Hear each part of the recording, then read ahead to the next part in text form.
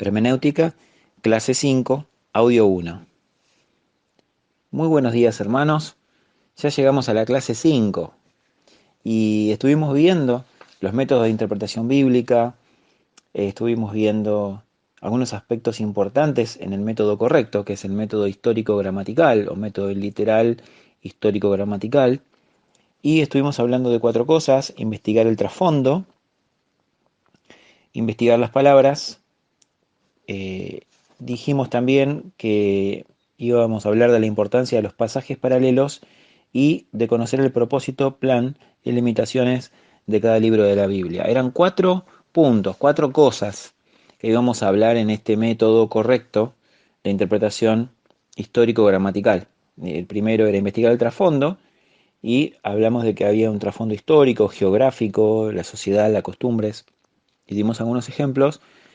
Luego hablamos de la interpretación de las palabras, y cuando hablamos de la interpretación de las palabras, habían varios subpuntos que estaban dentro de este punto, cuatro subpuntos. El primero era que las palabras debían interpretarse según el idioma original, y dimos el ejemplo de homologueo, la confesión, metanoia, el arrepentimiento.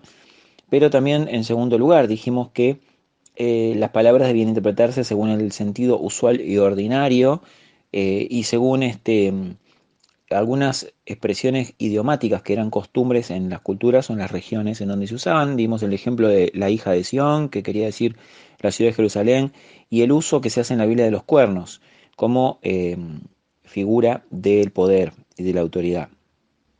En tercer lugar, el tercer subpunto, dijimos que las palabras debían interpretarse según el sentido de la frase, y que era importante leer el conjunto de la frase en el que se usaba la palabra. Dimos el ejemplo de la palabra fe, como en Gálatas significaba doctrina, como en Hechos significaba testimonio, en Romanos significaba una convicción interior. También hablamos de la palabra gracia, de la palabra carne, como en algunas palabras, en algunos pasajes la palabra carne significa el cuerpo físico, y en otros pasajes significa la naturaleza caída, el ego caído del ser humano. Así que es importante ubicar la palabra dentro del contexto histórico, dentro de los usos de la época y de la cultura, dentro de la oración en la que está ubicada, pero también hablamos del contexto más grande. Según el contexto más grande, y este era el cuarto subpunto, y era necesario tomar las palabras en el sentido que indica el contexto más grande, es decir, los versículos que están antes, los versículos que están después. Hablamos de cómo las palabras que aparecen en el contexto van aclarando el significado de algunas palabras oscuras. Entonces dijimos, dentro de este cuarto subpunto, dijimos varias cosas. En primer lugar, hablamos de la palabra misterio en Efesios 3, cómo el mismo pasaje luego va diciendo y va definiendo qué es ese misterio. Eh, Luego hablamos de arraigados y sobreedificados, cómo la palabra sobreedificados arroja luz sobre la palabra arraigados para que entendamos de qué se trata de estar firmes. Eh, También dijimos que a veces una palabra presenta una idea general y absoluta, y otras veces tiene un sentido restrictivo. Y vimos que en algunas parábolas y en algunos ejemplos, este, el mandamiento es restrictivo. Por ejemplo, dimos el ejemplo de Isaías y Jeremías, como en Isaías lo que había que hacer era confiar en Dios, y Dios iba a librar a Jerusalén, iba a librar a la nación de un ataque enemigo. Pero en Jeremías no, en Jeremías el ataque enemigo iba a tener éxito, y lo que había que hacer era entregarse para no sufrir destrucción. Así que ahí hablamos del peligro de agarrar un texto y aplicarlo directamente a la vida de iglesia o a la vida cotidiana, simplemente tomando el texto literalmente como si fuera dicho para el día de hoy. ¿No es cierto? Y ahí en el texto de Isaías, por ejemplo, tomamos por ejemplo que Isaías le había dicho al rey que ni una flecha se iba a tirar, que ni nadie iba a entrar en la ciudad, porque Dios iba a librar la ciudad. Y vino un ángel y mató 185.000 asirios que estaban sitiando la ciudad. Y nosotros tranquilamente podríamos leer ese pasaje hoy, podríamos en nuestra circunstancia, podríamos orar y decirle a Dios que nos dé un texto que nos hable, y de pronto nos encontramos con ese texto. Y dice, nadie va a entrar, nadie te va a atacar, ni una flecha se va a hacer tirada. Entonces nosotros por ahí podemos ir a la reunión, un día a la iglesia y decir delante de todos, Dios me dio esta palabra y quiero darte esta palabra para vos. Y mismo un enseñador, un predicador, un pastor puede utilizar ese texto para motivar a su congregación. Pero la gran pregunta que tenemos que hacernos es, ¿está verdaderamente enseñando lo que la Biblia dice? ¿O está simplemente aprovechando una coincidencia? Que el texto habla de algo lindo, de algo positivo, de algo que puede ser tomado como un mensaje de optimismo y de esperanza, pero no es lo que la Biblia está diciendo. ¿Qué es lo que la Biblia está diciendo? La Biblia está diciendo lo que quiso decir en el momento que ese mensaje fue dado. Entonces tenemos que entender que ese mensaje lo dio Isaías, que lo dio a los pobladores de Jerusalén, que lo dio al pueblo judío para que confiara en Dios. Pero también tenemos que entender que poco tiempo después Jeremías dio un mensaje totalmente opuesto, porque en ese momento lo que Dios estaba haciendo era totalmente distinto. Dios estaba castigando a Israel y no la estaba preservando del ataque enemigo. Así que a veces te va a ir mal, y a veces te va a ir mal porque Dios te está disciplinando. Otras veces Dios te va a cuidar, otras veces Dios te va a disciplinar y va a permitir que te pasen cosas.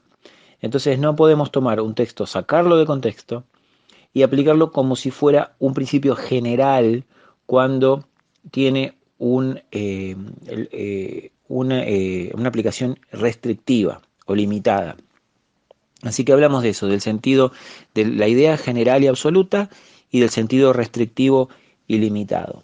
También hablamos de que eh, algunas palabras pueden ser figuradas o literales y eso va a estar dado también por el contexto. Es el contexto el que nos dice, que nos determina si una palabra se debe tomar en sentido literal o en sentido figurado. También otro punto es que es necesario tomar en consideración el objeto o propósito del libro o pasaje en el que ocurre la palabra. Ciertos textos aislados parecen ser contrarios al hilo de pensamiento de la escritura y algunas sectas utilizan esos textos para apoyar sus ideas. Y vamos a tomar el ejemplo de Salmo 51.5. En Salmo 51.5 David está confesando su pecado y dice, en pecado me concibió mi madre. En pecado fui formado y en pecado me concibió mi madre. Entonces algunos van diciendo que el mismo acto de la concepción o la misma relación sexual es pecado.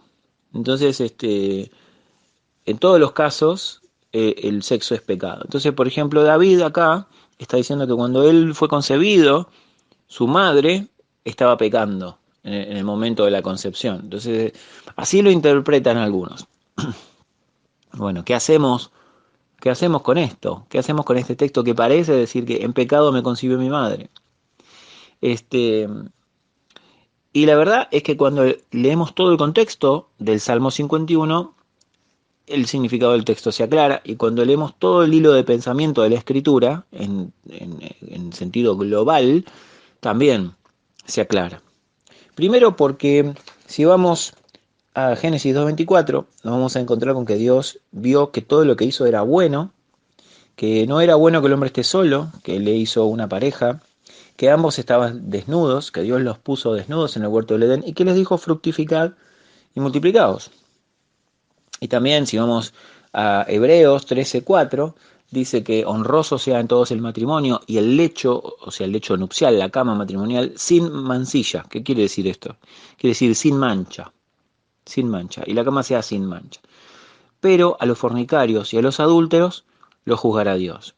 Entonces está diciendo Hebreos 13, está diciendo, hay un lugar correcto para el sexo, hay un lugar correcto para la relación sexual y hay un lugar incorrecto. A los fornicarios y a los adúlteros los juzgará Dios. Entonces vamos a Génesis, vamos a Hebreos y nos encontramos que Dios le da un lugar a la relación sexual, Dios le da un lugar a la sexualidad humana, un lugar correcto, un lugar de aprobación.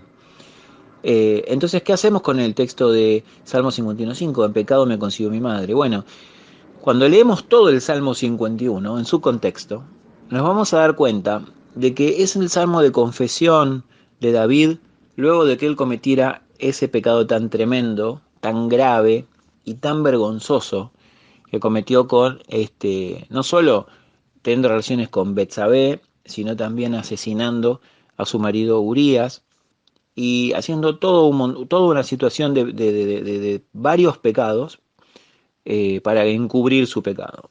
Algunos comentaristas dicen que David quebró cada uno de los 10 mandamientos en ese relato. No matarás, no desearás la mujer de tu prójimo. Cada uno de los 10 mandamientos, David los quebró en ese relato. Entonces en el Salmo 51 tenemos a un David arrepentido, a un David compungido por su pecado. Él se lamenta, él ora a Dios. No es el único salmo de confesión, hay otros salmos también. Son por lo menos 3 salmos, los salmos de confesión de David en la Biblia, pero quizás el Salmo 51 sea el más fuerte. Si leemos todo el Salmo, vamos a encontrar a un hombre tremendamente arrepentido, tremendamente dolido por su pecado, que está declarando a Dios su pecado, que le está diciendo cuán pecador soy. Y en el versículo 51 dice, en pecado me concibió mi madre, fui concebido ya desde el principio como un pecador. Entonces la idea, primero, la idea de toda la Biblia es que el sexo no es pecado. Segundo, la idea del Salmo, o sea, el contexto inmediato del versículo, es que David está confesando su propio pecado. No tiene nada que ver la madre ahí, no tiene nada que ver el pecado de su madre.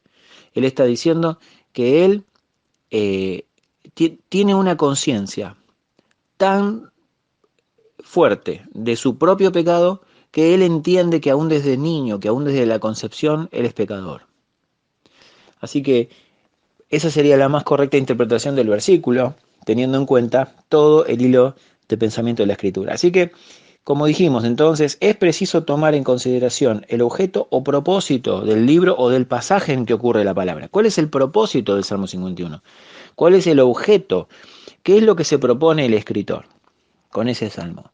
Cuando entendemos el propósito, entendemos que todo lo que aparece luego dentro se alinea con ese propósito.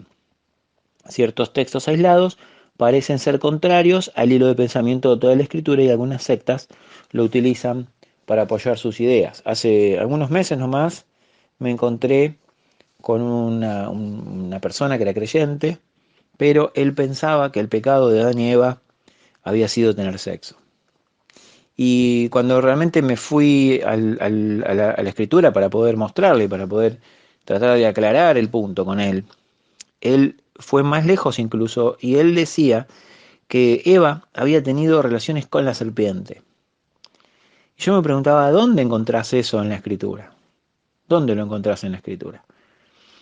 Pero bueno, pero nosotros nos encontramos con todo tipo de creencias y todo tipo de gente y todo tipo de sectas y todo tipo de pensamientos y de doctrinas que se van diseminando solo por el deseo que tuvo alguien de interpretar un texto como quiso o porque se le ocurrió una idea quizás muy creativa y pensó que podía ser un aporte a la teología. Pero la verdad es que la Biblia tiene un mensaje y tenemos que ir a ella con una mente abierta y dispuesta a que sea lo que sea que la Escritura dice, eso es lo que nosotros vamos a aprender y no le vamos a imponer nada al texto, ni vamos a utilizar ningún texto que hallemos de casualidad que coincide con lo que nosotros ya pensábamos o con lo que nosotros queríamos decir para utilizar ese texto, sacarlo del contexto y decirlo, usarlo para lo que nosotros queríamos.